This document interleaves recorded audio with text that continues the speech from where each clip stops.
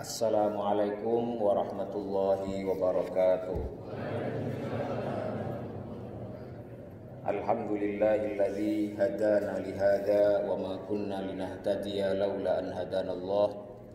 Asyhadu an la ilaha illallah wahdahu la syarikalah wa asyhadu anna Muhammadan abduhu wa rasuluhu la nabiyya ba'dah. Allahumma salli wa sallim wa barik ala hadzal nabiyil karim nabiyina wa maulana Muhammadin wa ala alihi wa ashabihi wa man tabi'ahu hudah, amma ba'd. Ma'asyiral muslimin yang dirahmati Allah Subhanahu wa taala, pada pagi hari ini insyaallah kita akan meneruskan kajian hadis-hadis dalam bab hukum ahadithul ahkam yang dikumpulkan oleh Al-Imam Ibnu Hajar Al-Asqalani dalam kitab beliau Bulughul Maram. Dan kita sudah sampai pada bab hal-hal yang membatalkan wudhu. Agar tidak membuang waktu, kita akan langsung saja baca hadisnya satu persatu. Dan kita akan kaji bersama kandungan serta hukum-hukum yang bisa disimpulkan dari hadis-hadis tersebut. Pada pertemuan yang sebelumnya kita sudah sampai pada hadis yang ke-9 dari hadis-hadis tentang hal-hal yang membatalkan wudhu. Nah, karena itu kita mulai pagi ini akan membaca hadis yang ke-10. An Abi Hurairah radhiyallahu anhu, dari sahabat Abu Hurairah radhiyallahu anhu, qala, beliau mengatakan, qala Rasulullah sallallahu alaihi wasallam, bahwasanya Rasulullah sallallahu alaihi wasallam telah bersabda, man ghassala maitan atau man ghassala maitan, barang siapa yang memandikan jenazah, memandikan orang yang telah meninggal, falyaghtasil, maka hendaklah dia kemudian mandi. Wa man hamalahu, dan barang siapa yang membawa jenazah, memikul jenazah, ya, falyatawaddo, maka hendaklah dia berwudu. Ya, sekali lagi, ya, man ghassala maitan falyaghtasil, barang siapa yang memandikan mayit, memandikan jenazah, hendaklah dia mandi setelah itu. Wa man hamalahu, dan barang siapa yang membawa jenazah, falyatawaddo, maka hendaklah dia berwudu. Akhrajahu Ahmadu, hadis ini dikeluarkan atau diriwayatkan oleh Imam Ahmad, wan Nasa'iyu, dan Imam Nasa'i, wat Tirmidziyu ya, dan Imam Tirmidzi, wa hasanahu, dan Imam Tirmidzi mengatakan hadis ini hadis hasan. Tetapi waqala Ahmadu, tapi Imam Ahmad mengatakan la yasihhu fi hadzal babi syai'un, tidak ada hadis satupun yang sah dalam bab ini. Ya. Jadi ma'asyiral muslimin yang dirahmati Allah Subhanahu wa taala, hadis yang ke-10 ini terkait dengan hukumnya mandi bagi orang yang memandikan jenazah dan hukumnya wudhu bagi orang yang memikul atau membawa jenazah. Nah, kita sebelum masuk ke kandungan daripada hadis ini, perlu kita perhatikan bahwasanya hadis ini statusnya atau kondisi hadisnya ini diperdebatkan oleh para ulama. Imam At-Tirmidzi mengatakan hadis ini hadis hasan. Jadi hadis itu, kita kalau belajar ilmu hadis, hadis itu ada yang hadis makbul, hadis yang masih bisa diterima, itu adalah hadis sahih dan hadis hasan. Nah, yang ketiga ada hadis mardud, yang kedua itu ya, hadis yang tertolak, yaitu hadis dhaif. Dhaif itu macam-macam jenisnya. Kalau yang bisa diterima itu ada hadis hadis sahih sama hasan. Ada lagi yang lebih tinggi lagi, hadis mutawatir. Itu tidak kita bahas di situ. Nah, Imam Tirmidzi, salah satu perawi hadis ini, mengatakan hadis ini hasan. Jadi kalau hadisnya hadis hasan, itu masih bisa dijadikan sebagai dasar hukum. Tetapi persoalannya ya, Imam Ahmad itu mengatakan hadis ini tidak sah. Bahkan dalam bab ini masalah mengenai mandi bagi orang yang atau keharusan mandi bagi orang yang memandikan jenazah atau keharusan berwudu bagi orang yang memikul atau membawa jenazah mayit itu tidak ada satupun hadis yang sahih. Karena itu hadis ini oleh para ulama sebagian sudah langsung dikatakan tidak bisa digunakan. Mengapa?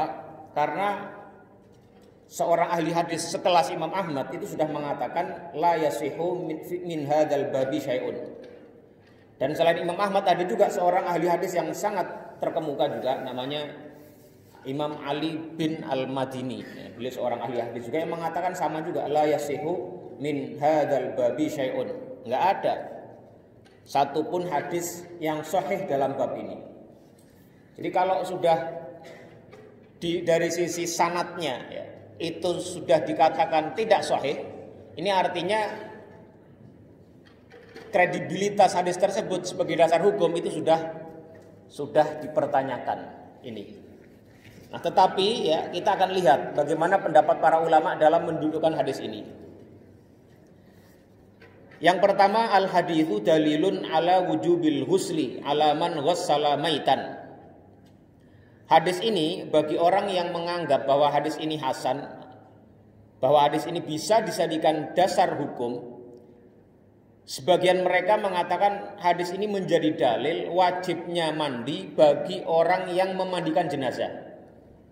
Ya, ini pendapat atau hukum yang pertama dari pendapat para ulama yang menyimpulkan dari hadis ini.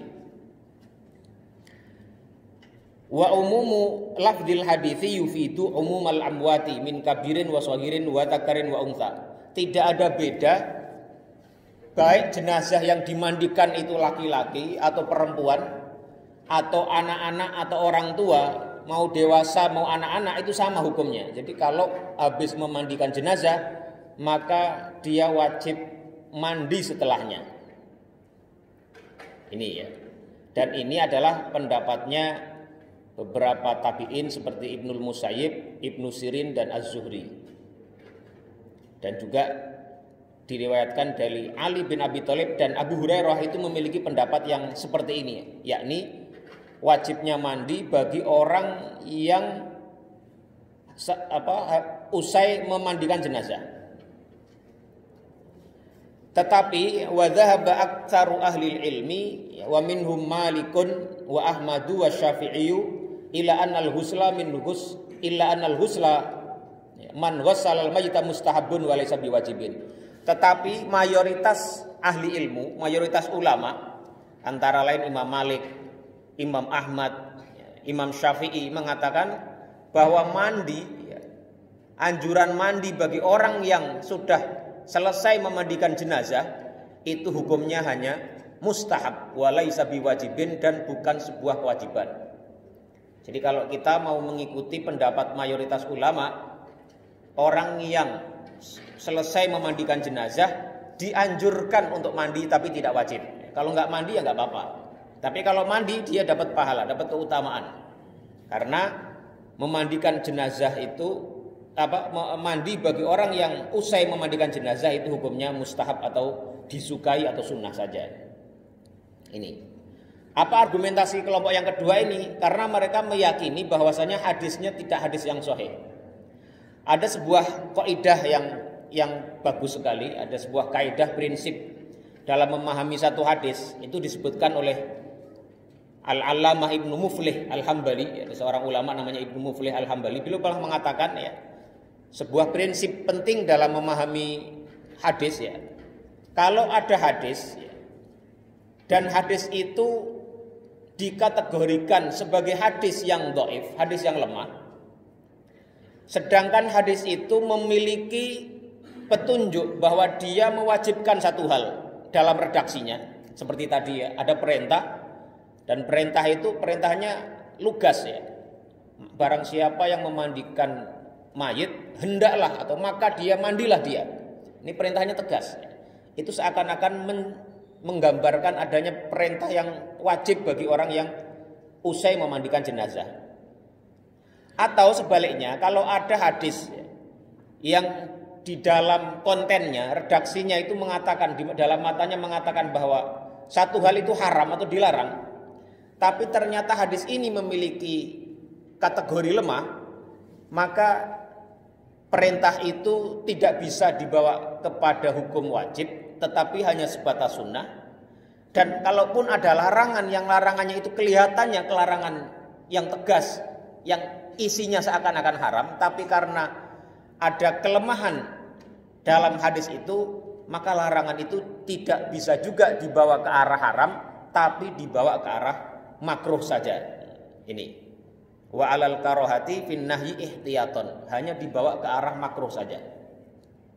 Wala yulzamul muslimuna bihukmihi wujuban au tahriman. Jadi tidak bisa dibawa keharusan atau kewajiban, hukumnya wajib, atau sebaliknya dibawa hukumnya haram. Ini standar atau prinsip yang dipakai oleh para ulama dalam memahami hadis. Ini kalau kita jumpai ada hadis, sekali lagi, sementara hadis itu diketahui kategorinya tidak sahih atau tidak hasan, kandungannya itu diturunkan kadarnya. Kalau larangan ya paling dibawa kepada makruh paling tinggi. Kalau perintah, kadar perintahnya itu hanya dibawa ke arah sunnah saja paling tinggi.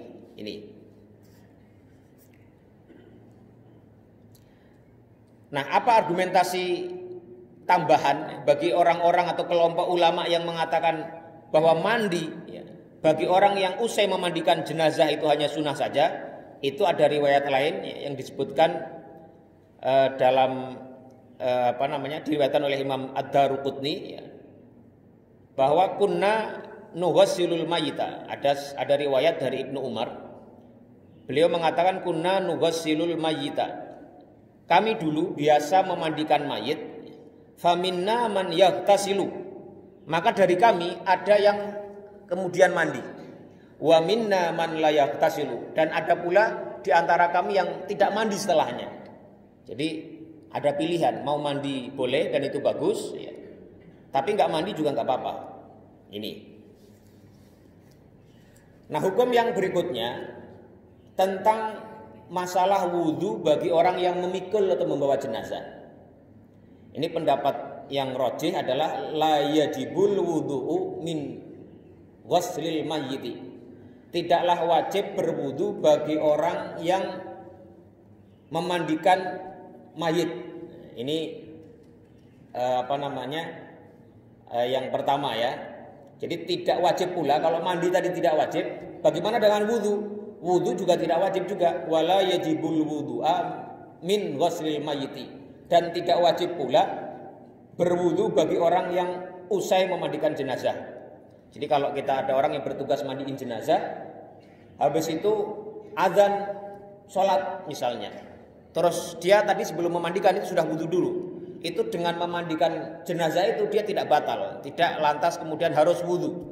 Ini pendapat yang rajih di antara pendapat-pendapat para ulama. Lantas apa hikmah ya bagi orang yang mewajibkan mandi bagi yang memandikan jenazah atau mensunahkan mandi bagi orang yang usai memandikan jenazah? Itu apa? Ada hikmah apa di situ? Waqad ikhtalafal ulama'u fil hikmati minal amri bil ghusli liman ghassala maitan. Ada perbedaan ulama terkait dengan apa hikmah di balik perintah atau anjuran untuk mandi setelah memandikan jenazah. Yang pertama itu adalah karena orang yang memandikan jenazah itu biasanya ketika dia melihat jenazah, melihat orang mati, itu menimbulkan satu situasi psikologis yang berat ya, dalam dirinya. Melihat orang meninggal, apalagi kalau yang meninggal itu kondisinya mungkin tidak normal atau ada tanda-tanda yang kurang baik, itu bisa menimbulkan rasa berat dalam jiwa seseorang yang memandikan. Karena itu disunahkan mandi agar dengan mandi itu dia lebih segar lagi. Dia bisa menyegarkan jiwanya. Ini salah satu di antara hikmah anjuran mandi bagi orang yang usai memandikan jenazah. Ini sama kurang lebih dengan disyariatkannya mandi bagi orang yang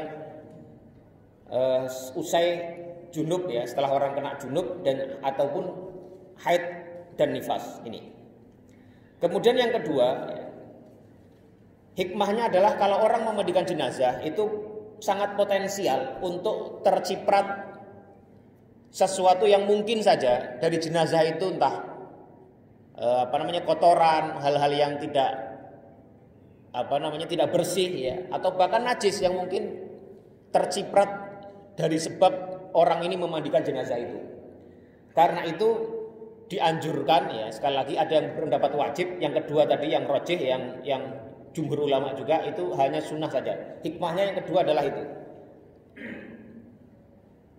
lebih bisa membersihkan diri bagi orang yang usai memandikan jenazah, karena dia sangat potensial terkena kotoran atau terkena najis yang mungkin menimpanya saat dia memandikan jenazah. Ya, ini yang jadi yang pertama tadi, sekali lagi hukum mandi setelah memandikan jenazah itu ada dua pendapat, satu mengatakan wajib, satu sunnah. Ini jelas ya. Kemudian yang kedua, bagaimana dengan hukum wudhu bagi orang yang usai memandikan jenazah? Itu jelas, yang rojih tidak wajib juga ya. Kemudian yang ketiga, tentang hikmahnya apa? Itu tadi sudah kita jelaskan, ada dua hikmah yang disampaikan para ulama mengenai mengapa ada anjuran mandi. Nah sekarang yang ketiga, bagaimana dengan orang yang memikul jenazah, yang gotong jenazah itu? Kalau menurut redaksi hadis tadi kan seakan-akan diperintah wudu. Makanya ada sebagian ulama yang mengatakan wajibnya wudu bagi orang yang usai memikul jenazah. Yadullul haditsu bi dhahirihi ala wujubil wudu'i min hamlil mayyiti. Hadis tadi yang kita bacakan tadi ya, itu secara eksplisit seakan-akan menunjukkan wajibnya wudhu bagi orang yang membawa jenazah ya. Tetapi tadi sudah kita bahas, hadisnya hadis dhaif ya. Maka dari itu tidak bisa ya, atau tidak tepat kalau dibawa kepada kewajiban wudhu bagi orang yang usai memikul jenazah. Dan di luar hadis ini itu tidak ada hadis lain atau riwayat lain yang bisa memperkuat hadis ini ya. Makanya ada seorang ulama namanya Al-Khattabi, beliau mengatakan la a'lamu ahadan ya, minal fuqaha'i man yujibul ihtisala min ghuslil mayyiti wal wudu'a min hamlihi. Jadi hampir-hampir Imam Al-Khattabi mengatakan hampir-hampir tidak ada ya, para ahli fikih yang mengatakan wajibnya mandi karena sebab memandikan jenazah atau wajibnya wudu karena menggotongnya atau memikul jenazah.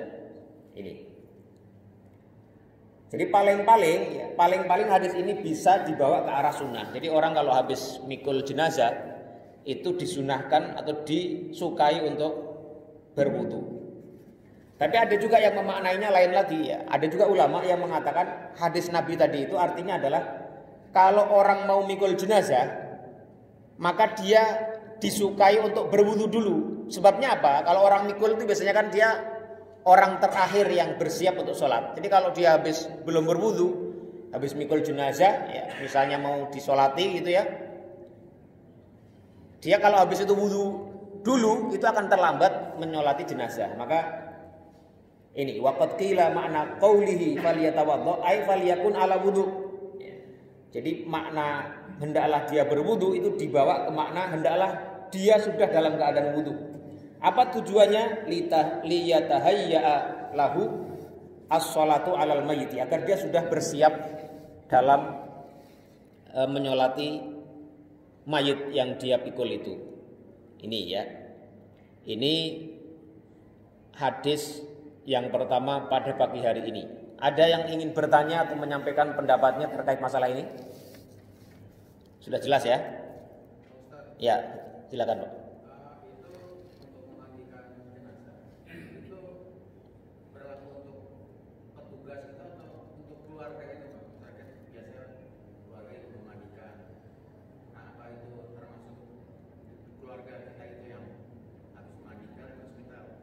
Siapa saja yang terlibat memandikan jenazah, jadi kalau mau menggunakan pendapat jumhur ulama, siapapun yang ikut memandikan ya dia hendaklah mandi, ya, sunnah, ya, hukumnya sunnah, disukai. Ya, memandikan jenazah itu kalau bisa ya keluarga terdekat, ya. Suami boleh memandikan istrinya dan sebaliknya, istri boleh memandikan suaminya, karena orang yang boleh melihat aurat orang lain itu ya suami istri. Kalau orang lain ya meskipun sesama jenis kelaminnya, sesama laki-laki maupun itu saudara maupun orang tua dengan anak, itu aslinya nggak boleh melihat aurat masing-masing. Tetapi kalau memang tidak ada ya siapapun itu petugas ya, itu dianjurkan adalah orang yang sesama jenis kelaminnya. Misalnya kalau yang meninggal laki-laki ya yang memandikan harus petugas laki-laki ya. Tetap dengan semaksimal mungkin menjaga untuk tidak melihat aurat ya. Makanya harus ditutup bagian auratnya. Kemudian tangannya untuk menggosok auratnya itu khususnya ya, itu harus pakai sarung tangan, itu dianjurkan seperti itu. Ada yang lain? Ya, monggo. Gimana? Mandinya kalau seperti ini itu mandinya mandi Pak, mandi yang syar'i ya, yaitu mandi yang seluruh tubuh sebagaimana orang itu mandi janabah. Ya. Ada yang lain? Ya.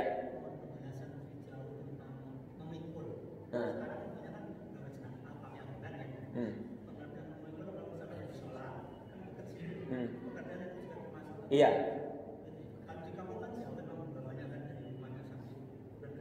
Iya. Jadi hadis ini sifatnya umum ya. Man hamala. Jadi siapa yang membawanya ya dengan cara pun apapun ya. Mau sebentar, mau sedikit itu nggak ada penjelasannya. Tapi sekali lagi ya, para ulama dapat dikatakan sepakat tidak ada yang mewajibkan wajib wudu. Jadi kalaupun mau wudu ya boleh ya, baik itu sunnah saja hukumnya ya. Ada yang lain? Ya, kalau nggak ada kita lanjut ya. Hadis yang berikutnya. An Abdullah bin Abi Bakrin rahimahullah, ya, dari Abdullah bin Abi Bakar. Ini Abi Bakar di sini adalah Abi Bakar bin Muhammad bin Amru bin Hazm al-Ansari, bukan Abu Bakar As-Siddiq. Ya. Anna fil kitabil ladzi katabahu Rasulullah sallallahu alaihi wasallam li Amr bin Hazm alla yamassal Qur'ana illa tahirun. Dari seorang tabi'in ini, ya. Namanya Abdullah bin Abi Bakar rahimahullah. Beliau mengatakan bahwasanya di antara yang tertulis dari apa yang Rasulullah sallallahu alaihi wasallam tuliskan atau pesankan kepada Abdullah bin Hazm adalah satu petunjuk yang bunyinya Allah yamassal Qur'ana illa tahirun. Hendaklah jangan memegang Al-Qur'an kecuali orang yang suci. Ini hadisnya rawahu Malikun. Hadis ini diriwayatkan Imam Malik mursalan, tapi dengan cara mursal. Mursal itu ketika ada satu rangkaian periwayatan yang hilang, itu namanya mursal. Wa wasalahun Nasa'i, tetapi riwayat oleh Imam Nasa'i itu mausul. Mausul itu tersambung sanadnya. Wa Ibnu Hibban, dan juga demikian disambungkan pula oleh Ibnu Hibban. Wa huwa ma'lulun, tetapi hadis ini hadis ma'lul. Ma'lul itu ada ilahnya, ada satu hal yang menciderai kategori dari hadis ini sehingga dia sulit untuk masuk kategori hadis yang sahih. Nah, masyurul muslimin yang dirahmati Allah Subhanahu wa taala, sekali lagi hadis ini hadis ma'lul ya. Hadisnya hadis yang ada ilahnya, ada cacatnya, ada cideranya. Karena itu hadis ini tidak bisa masuk kategori sebagai hadis yang sahih. Tadi kita sudah membahas kalau ada hadis isinya perintah dan isinya seakan-akan wajib, tapi kalau hadisnya tidak naik sampai derajat sahih atau hasan minimal, maka isinya itu kontennya harus diturunkan. Kalau isinya seakan-akan wajib, maka diturunkan kontennya menjadi hanya mustahab saja, sunnah saja, disukai saja. Kalau isinya larangan yang seakan-akan haram, kalau hadisnya tidak sampai sahih, maka isinya diturunkan hanya menjadi makruh saja. Nah, hadis yang barusan kita baca, bahwasanya hendaklah jangan ada orang yang memegang mushaf ya, kecuali dalam keadaan suci. Itu hadisnya hadis maklul, hadis yang ada cideranya, hadis yang ada cacatnya, sehingga tidak masuk dalam kategori hadis yang sahih. Nah, sekarang kita bahas ya. apa kandungan yang bisa diambil daripada hadis ini? Al haditsu dalilun ala tahrimi masil mushafi illa ala taharatin. Bagi ulama yang meyakini bahwa hadisnya itu sahih atau pula didukung oleh argumentasi yang lain mengatakan bahwasanya haram hukumnya memegang mushaf kecuali bagi orang yang dalam keadaan suci. Wa hadza qaulul jumhuri, dan ini adalah pendapatnya jumhur ulama, mayoritas ulama. Min ahlil ilmi, dari para ulama, baik minas sahabati, dari kalangan sahabat, wat tabi'ina, maupun kalangan tabi'in. Wa minhum al-a'immatul arba'ah. Jadi imam yang 4, Imam Abu Hanifah, Imam Malik bin Anas, Imam Muhammad bin Idris Asy-Syafi'i, dan Imam Ahmad bin Hambal, keempat-empatnya mengatakan haram hukumnya seseorang itu memegang mushaf Al-Quran kecuali dalam keadaan suci dari hadas. Dari hadas kecil apalagi hadas besar. Ini ya. Dalilnya apa? Dalilnya tadi hadis yang barusan kita baca, meskipun dia lemah, tapi ada hadis-hadis lain yang menguatkan isi daripada hadis tersebut. Hadisnya ada beberapa ya, misalnya juga ada yang diriwayatkan oleh At-Tabrani dari Sulaiman bin Musa, beliau mengatakan sami'tu Saliman yuhaditsu an abihi qala Rasulullah SAW la yamassul Qur'ana illa tahirun. Janganlah seseorang itu memegang Al-Quran kecuali dalam keadaan suci, atau janganlah sekali-kali memegang Al-Quran kecuali orang yang sudah suci dari hadas, maksudnya ini. Kemudian ada juga yang berargumentasi dengan ayat yang berbunyi la yamassuhu illal mutahharun. Itu ada dalam surat Al-Waqiah ya, ayat ke 79 ya, la yamassuhu illal mutahharun. Jadi ada ayatnya itu bunyinya lengkapnya innahu laqur'anun karim. Itulah ya sesungguhnya Quran yang maha mulia, fi kitabim maknun, yang ada di dalam Lauhul Mahfuz yang terjaga. La yamassuhu illal mutahharun, tidaklah memegangnya kecuali yang disucikan. Nanti ini ada perdebatan di antara para ulama. Ada yang mengatakan maksudnya itu adalah di sini para malaikat. Mengapa? Karena sebelumnya ayatnya mengatakan itulah Quran yang ada fi kitabim maknun, yang tertulis di satu tempat yang terjaga, yaitu maksudnya adalah Lauhul Mahfuz. La yamassuhu illal mutahharun, bahwa Allah tidak memegang kitab itu, Al-Quran itu yang ada di Lauhul Mahfuz itu, fi kitabim maknun itu, illal mutahharun, kecuali para malaikat yang disucikan. Tanzilum mir rabbil alamin, yang diturunkan oleh Rabbul Alamin, Tuhan semesta alam. Ini ya. Ini diantara dalil-dalil yang menjadi argumentasi pendapat mayoritas para sahabat dan bahkan juga para tabi'in, termasuk 4 imam mazhab itu. Mereka mengatakan tidak boleh memegang mushaf kecuali bagi orang yang suci dari hadas. Ini. Nah, ma'asyiral muslimin yang dirahmati Allah Subhanahu wa taala. Kemudian kalau ada orang yang berargumen membantah bahwa ayat tadi itu adalah bukan berarti la yamassuhu ilal mutahharun, itu adalah tidak boleh memegang kecuali orang yang suci, karena itu maksudnya adalah para malaikat. Tetapi pihak yang atau ulama yang mengatakan bahwasanya memegang mushaf itu harus dalam keadaan suci, mereka mengatakan begini: kalau mushaf atau kitab Al-Quran yang ada di Lauhul Mahfuz tidak boleh dan tidak bisa disentuh oleh orang-orang yang suci, oleh pihak yang suci yaitu para malaikat, maka secara isyarat itu juga memberi petanda bahwasanya Al-Quran yang ada di dunia ini, yang ada di muka bumi ini juga hendaknya tidak memegangnya kecuali orang-orang yang suci. Jadi mengambil dalilnya bukan mengambil dalil secara langsung tapi menggunakan isyarat, membandingkan bahwa kalau mushaf Quran yang di sana, bukan mushaf Quran yang di sana di Lauhul Mahfuz tidak boleh dan tidak bisa disentuh oleh yang suci yaitu para malaikat, maka yang ada di dunia sekarang di muka bumi ini juga hendaknya jangan disentuh kecuali oleh orang-orang yang suci. Ya, ini hadis yang kedua pada pagi hari ini. Kalau kita di Indonesia itu dari kalangan Persis ya, Persatuan Islam itu Hasan, kalau kita baca buku-buku beliau itu beliau termasuk yang berpendapat tidak ada dasar yang kuat mengenai wajibnya memegang mushaf itu harus dalam keadaan suci. Mengapa? Pertama tadi hadisnya lemah ya. Hadis-hadis lain pun yang mendukung itu juga sama-sama kekuatannya tidak kuat ya. Bahkan bisa dikategorikan lemah menurut sebagian ulama hadis. Kemudian ayat tadi yang la yamassu ilal mutahharun itu juga tidak secara tegas menunjukkan kepada orang-orang yang memegang di dunia, tapi itu adalah maksudnya para malaikat ya. Jadi itu ya, jumhur ulama, mayoritas para sahabat, tabi'in dan empat imam mazhab yang ada mengatakan tidak boleh memegang mushaf kecuali dalam keadaan suci. Tapi ada pula yang mengatakan tidak demikian. Karena apa alasan mereka? Argumentasi tidak terlalu kuat, tidak pasti betul itu mengarah ke situ. Ini baik kita ketahui agar kita bisa memahami. Kalau ada orang yang berpandangan seperti itu memang masih ada wijhatun nadharnya, masih ada sudut pandang yang memang memungkinkan untuk memahaminya dengan cara seperti itu. Ini ya.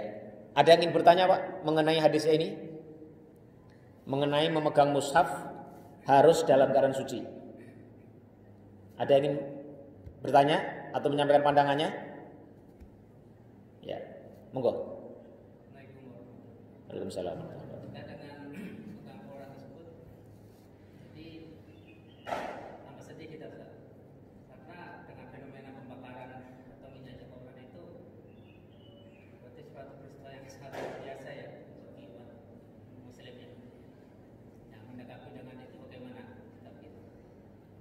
Ya, memang Al-Quran ini harus kita tempatkan pada tempat yang semestinya tadi ya. Jadi para ulama tadi yang kita singgung sebentar tadi ya, bahwa kalau di sana di Lauhul Mahfuz sana itu tidak mungkin dipegang oleh yang suci, yaitu para malaikat, maka hendaklah kita juga menjaga Al-Quran ini hanya bisa dipegang oleh orang yang suci. Makanya ada para ulama itu yang mengharamkan Quran itu diberikan kepada orang kafir. Kecuali ada yang membolehkan dengan syarat, dengan tujuan untuk misalnya agar dipelajari, untuk dibaca. Nah itu masih ada diberikan rukhsah. Ini maksudnya bab hukum itu bisa berubah, bisa berubah hukumnya ketika ada alasan yang mendasari untuk mengubahnya. Misalnya tadi Al-Quran ini hukum dasarnya nggak boleh diberikan kepada orang kafir karena berpotensi untuk dihinakan. Tadi ada yang membakarnya, ada yang menginjaknya. Jadi harus kita jaga betul. Ini bagian dari penghormatan kita terhadap kitab suci. Tapi kalau ada seseorang yang kita harapkan dengan memegang Al-Quran ini dia bisa belajar, mengkaji isi-isinya, maka tidak apa kalau kita berikan mushaf itu pada dia dengan dugaan kuat bahwa dia tidak akan menghinakan Al-Quran itu.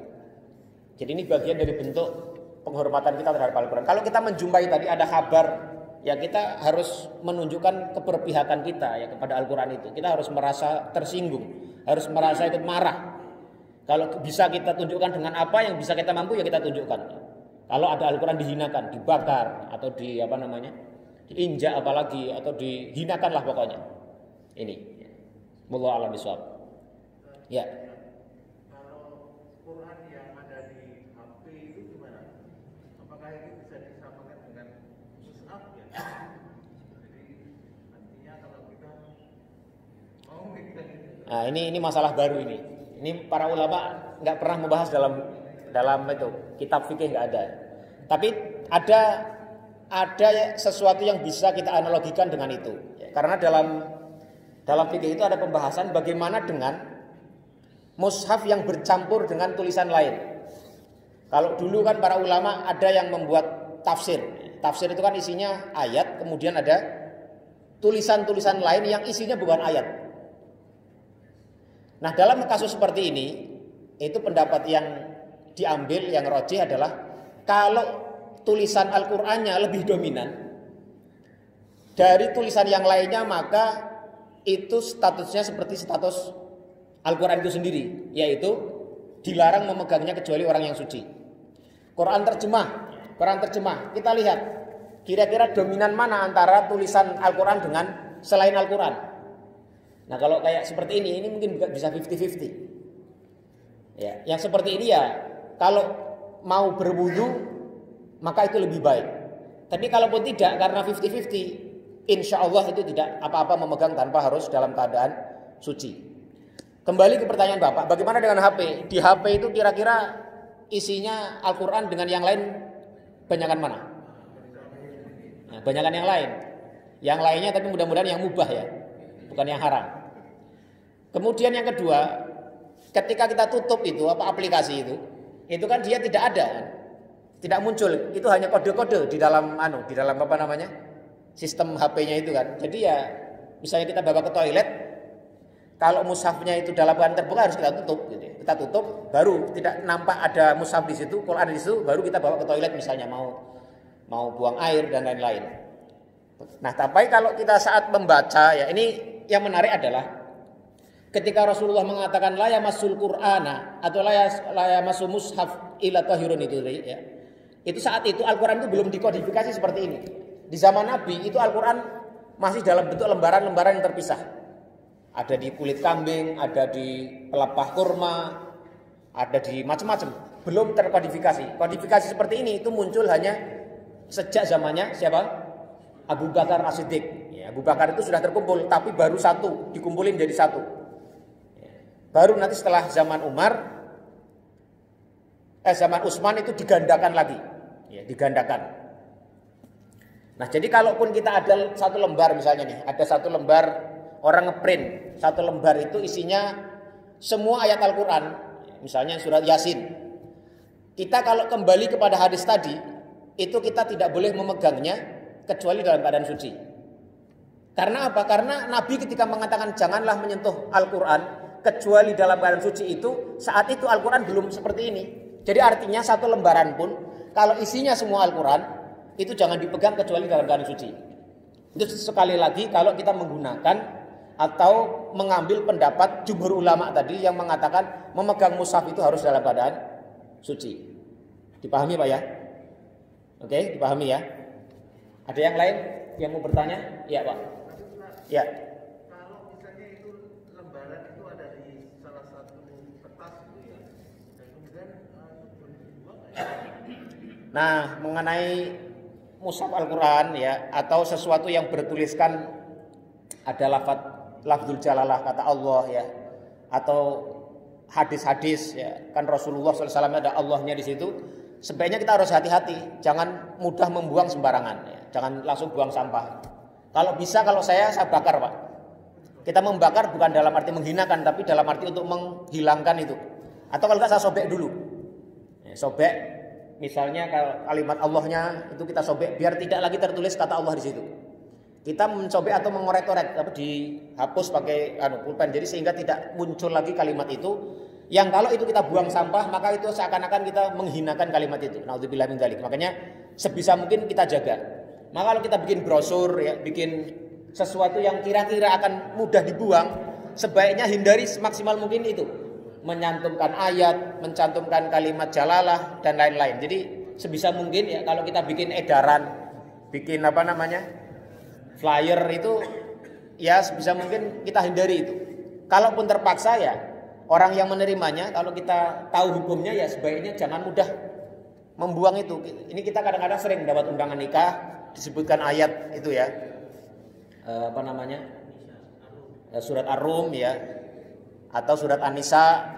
Nah itu sebaiknya kalau kita dapat itu sebelum kita buang ya kita coret dulu itu atau kita sobek-sobek agar kalimat ayat-ayat itu sudah tidak bisa disebut lagi sebagai ayat. Ya. Ini Allah alam bisawab. Ada yang lain? Ya Pak. Kalau ada Quran yang sudah lusuh banyak robek itu cara membuangnya gimana? Dibakar aja Pak. Dibakar. Ya? Ya, makanya dibakar. Kalau Quran ya itu dibakar aja ya, dibakar. Jadi membakar sesuatu itu tergantung niat juga. Kalau niatnya menghinakan depan publik, itu kan menghinakan. Tapi kalau kita membakar ya, dalam arti untuk tadi justru memuliakan ya, bahwa agar tidak, atau kalau enggak dipendam tapi di tempat yang bukan menjadi lalu lalang orang, itu juga boleh, nggak masalah. Intinya adalah kita menghormati mushaf itu, ternyata kita harus menghormatinya walaupun itu adalah kertasnya, bukan isinya saja, tapi kertasnya pun kita hormati. Ya. Allah alam bisawab. Ada yang lain, Pak? Ya. Nah.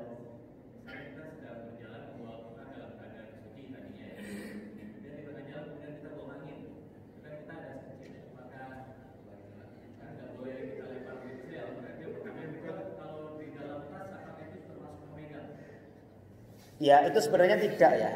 Tidak bisa disebut memegang. Meskipun ya kalau ini ulama itu ada pembahasan. Kan yang disebutkan hadisnya itu kan janganlah memegang Al-Qur'an ya, kecuali orang yang suci. Memegang itu ininya kalau kita begini. Tetapi ya para ulama bahas juga bagaimana dengan memegang samping-sampingnya kalau itu dalam satu mushaf seperti ini. Misalnya ini mushaf ini bukan terjemah. Kita memegang begini, bukan menempel ke hurufnya. Itu para ulama mayoritas mengatakan itu termasuk yang dilarang. Tetapi bagaimana kalau dia dalam tas misalnya ya, tertutup? Kalau saya lebih cenderung kepada pendapat yang mengatakan itu tidak apa-apa.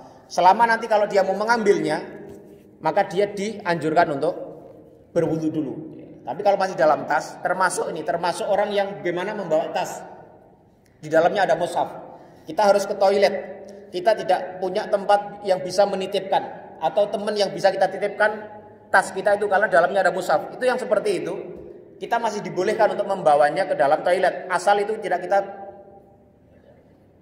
keluarkan dalam wujud mushafnya. Jadi seakan-akan kita membawa tas itu yang mushafnya nggak kelihatan.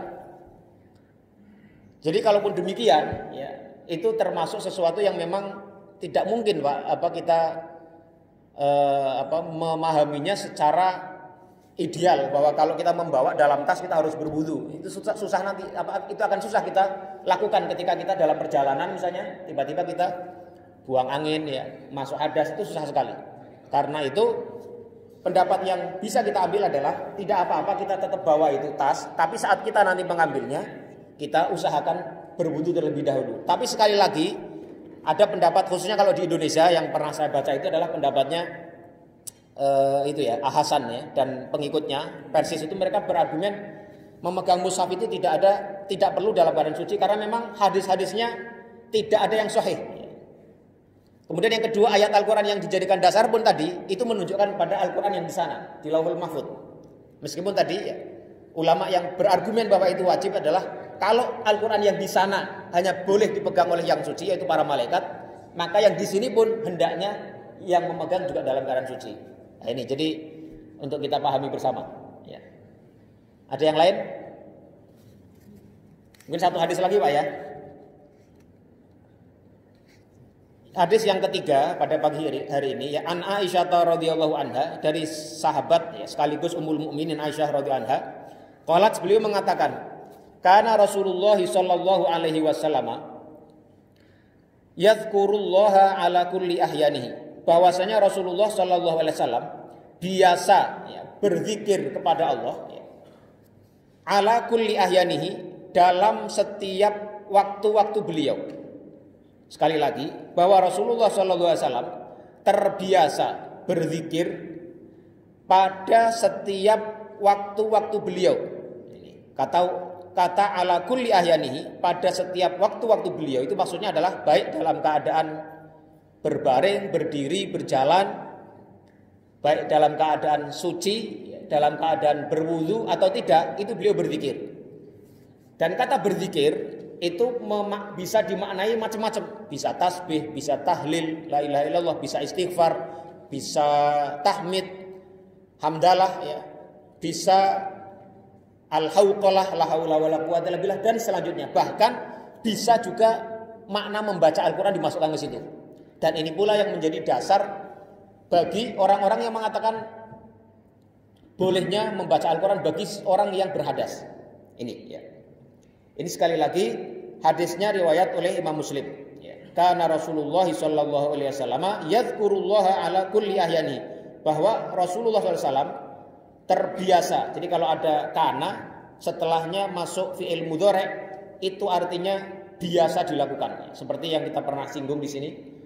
Dalam Sunan Abu Dawud itu ada hadis yang mengatakan kunna naqulu fi ahdi Rasulillah wa nahnu namshi wa nashrabu wa nahnu qiyam. Dulu kami terbiasa memakan makanan sedangkan kita itu sambil berjalan, wa nashrabu wa nahnu qiyam, dan kami minum sambil kami berdiri.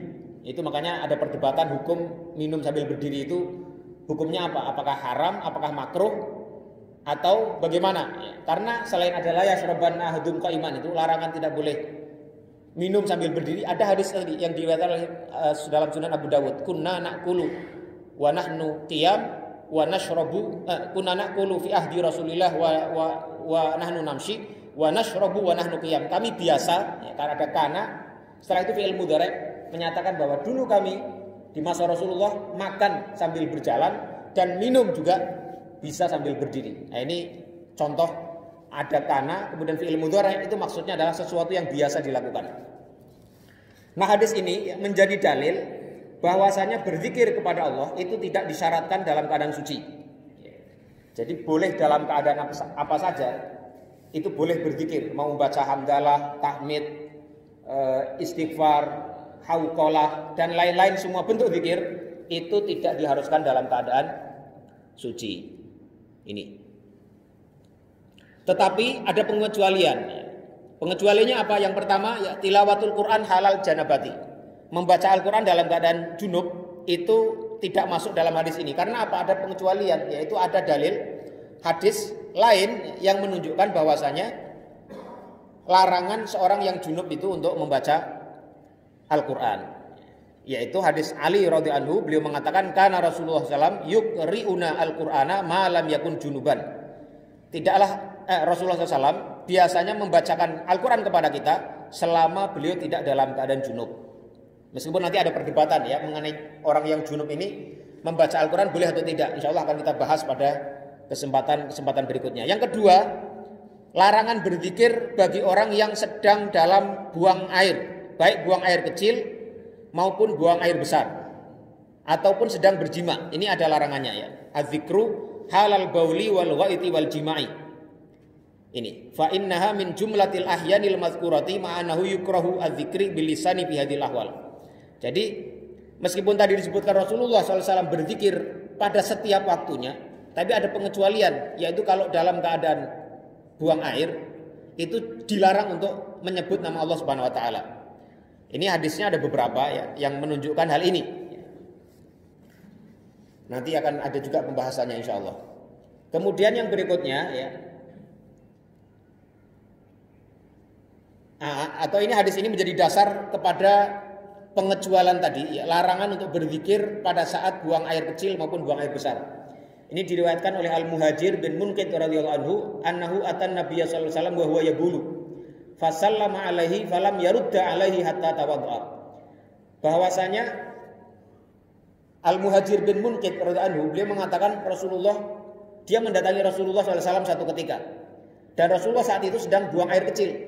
Fasallama alaihi, maka dia Muhajir bin Munqidh menyampaikan salam, assalamualaikum ya Rasulullah, kira-kira begitu. Tetapi falam yarudda alaihi hatta tawaddu'a.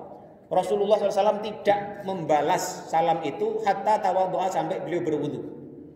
Tsumma tadzara alaihi, kemudian Rasulullah minta maaf. Mengapa beliau tadi tidak menjawab salamnya Muhajir bin Munqidh ketika beliau buang air kecil? Faqala, maka Nabi mengatakan, Nabi bersabda, inni karihtu an adzkurallaha ta'ala dzikrahu illa ala tuhrin. Karena aku, kata Rasulullah SAW, tidak suka untuk menyebut nama Allah illa ala tuhrin, atau dalam riwayat lain illa ala taharatin, kecuali dalam keadaan suci. Ini ya. Maka hadis ini menjadi dalil dimakruhkannya menyebut nama Allah dalam keadaan kita buang hajat, buang air kecil maupun buang air besar. Ini wa ala annahu yambaghi liman sullima alaihi fi hali qada'il hajah alla yarudda salam. Dan karena hadis ini pula diambil kesimpulan bahwasanya orang yang mendengar orang lain salam kepada dia sedangkan dia sedang berada dalam buang air kecil atau buang hajat, maka hendaklah dia tidak menjawab salam itu. Ya. Jadi kalau kita dalam toilet ada tamu, kita dengar ada salam, Kita nggak usah menjawabnya dulu ya. Jawabnya nanti setelah keluar, nggak apa-apa. Meskipun itu ada jeda, itu kita jawab setelahnya. Itu tidak apa-apa. Nih. Ini ada beberapa hadis lain yang semakna ya, yang menjelaskan bahwasanya Rasulullah SAW tidak menjawab salam orang yang salam kepada beliau sementara beliau sedang buang hajat. Ini. Ada yang ingin ditanyakan, Pak? Ya. Ya.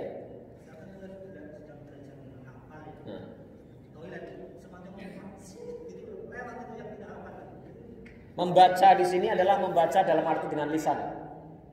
Yang keluar seperti kita kewajiban membaca dalam sholat. Itu harus menggerakkan bibir. Jadi nggak bisa dalam hati. Kan ada kewajiban membaca Al-Quran, kemudian ada membaca tasyahud. Itu harus dengan menggerakkan bibir. Itulah yang disebut dengan membaca qiraah. Itu harus menggerakkan bibir, dan bahkan sebagian ulama mempersyaratkan harus ada suara yang bisa didengar minimal oleh orang yang membaca itu, didengar sendiri.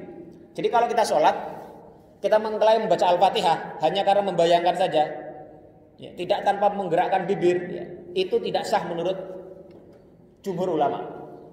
Sama dengan ini, kita kalau dalam pipis misalnya terbetik kata la ilaha illallah, terbetik ayat Al-Quran, itu tidak apa-apa, tidak termasuk dalam larangan ini. Ya. Ada yang lain, Pak? Ya.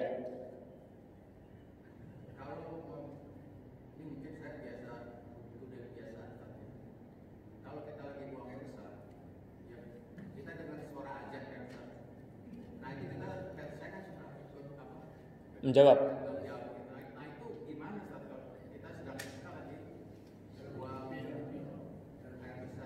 Ya, menjawab salam hukumnya wajib.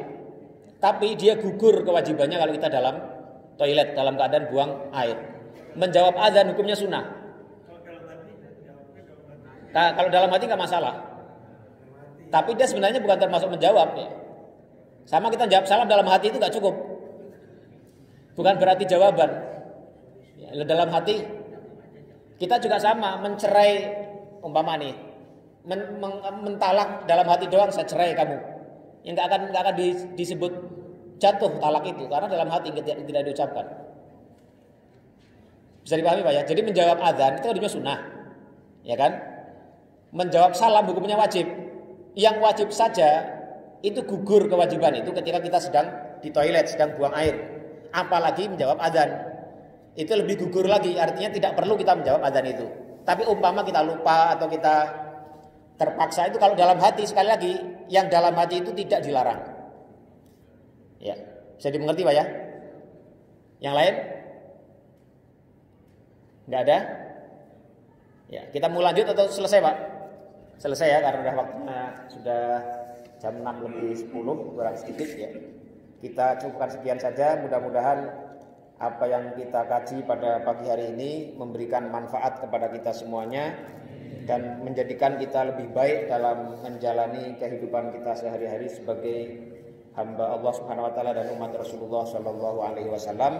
Yang benar semuanya datangnya dari Allah, yang salah itu adalah karena kebodohan saya sendiri. Wassallallahu ala nabiyyina Muhammadin wa ala alihi wa sahbihi wa sallama tasliman katsira. Subhanakallahumma wa bihamdika asyhadu an la ilaha illa anta astaghfiruka wa atubu ilaik. Wassalamualaikum warahmatullahi wabarakatuh.